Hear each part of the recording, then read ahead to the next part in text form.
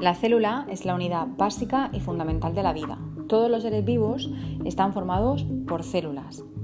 Independientemente del tipo celular del que hablemos, todas las células tienen tres estructuras en común. La primera de ellas es la membrana celular o membrana plasmática que separa a la célula del exterior. Además, todas las células contienen un citoplasma y todas ellas también contienen ADN o material genético. En la naturaleza existen dos grandes grupos o dos grandes tipos de células, las células eucariotas y las procariotas. Las células eucariotas se caracterizan por tener orgánulos y entre ellos se caracterizan por tener el núcleo, que contiene la información genética. Estas células son células más evolucionadas de organismos superiores, como animales o plantas.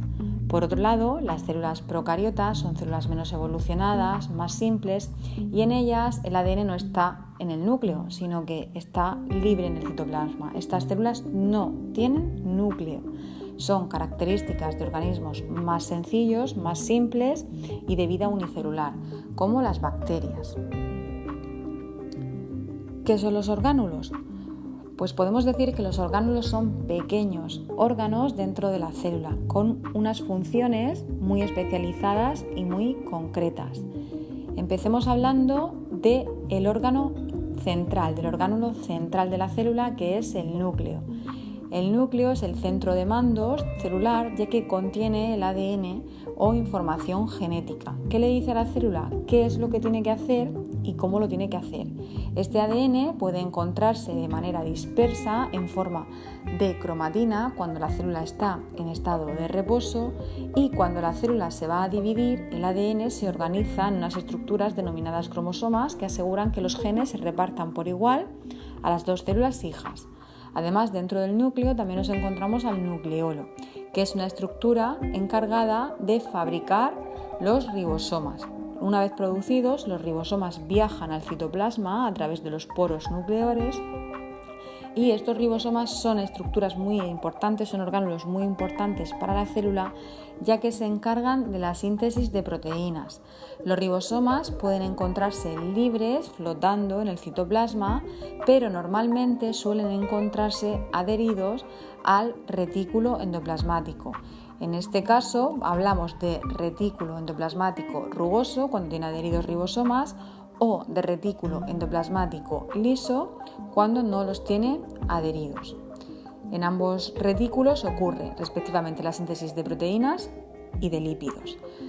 Cuando viajamos al interior del retículo endoplasmático vemos la síntesis de proteínas. Las proteínas son terminadas por los ribosomas y son empaquetadas en unas vesículas, unos paquetes que hacen que viajen desde donde son producidas, desde el retículo endoplasmático rugoso, viajan hasta el siguiente orgánulo, que es el aparato de Golgi.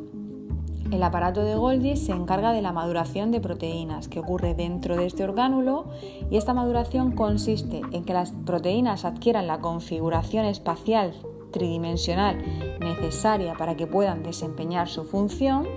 Y además, en muchos casos, también la maduración consiste en la adición de moléculas, como por ejemplo la adición de lípidos a las proteínas o la adición de hidratos de carbono específicos que hacen que la proteína desempeñe su función. Además, las células también presentan vacuolas. Son muy características de células vegetales, que suelen presentar una gran vacuola central responsable de regular su tamaño y su volumen hídrico. También las células animales presentan vacuolas y presentan lisosomas. Los lisosomas son los aparatos digestivos de las células que se van a encargar de digerir todo el material que le sobra a la célula, el material que la célula ingiere, etc. También otro orgánulo es la mitocondria. Podemos decir que la mitocondria o mitocondrias son las centrales energéticas de la célula, ya que en ellas ocurre el proceso de respiración celular. La respiración celular consiste en quemar nutrientes como hidratos de carbono o como lípidos para obtener energía que la célula necesita para vivir en forma de ATP. Además, la célula contiene un esqueleto, un citoesqueleto interno, que es el responsable de su forma y es el responsable de que los orgánulos estén en la posición correcta. Este esqueleto está formado por microfilamentos de microtúbulos y le da a la célula su forma característica. En células vegetales existen dos orgánulos específicos.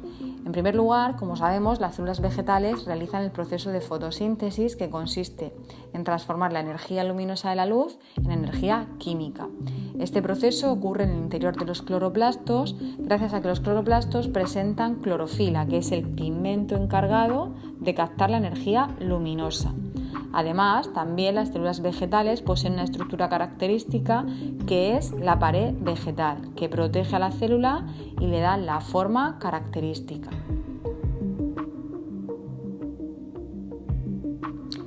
Existen estructuras que son muy características de algunos tipos celulares.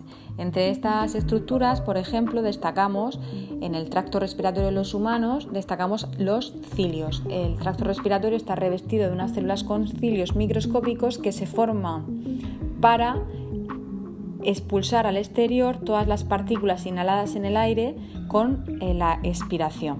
Además, en las células bacterianas también aparecen los flagelos, que son estructuras alargadas que les permiten el movimiento en medios líquidos, son como una pequeña cola.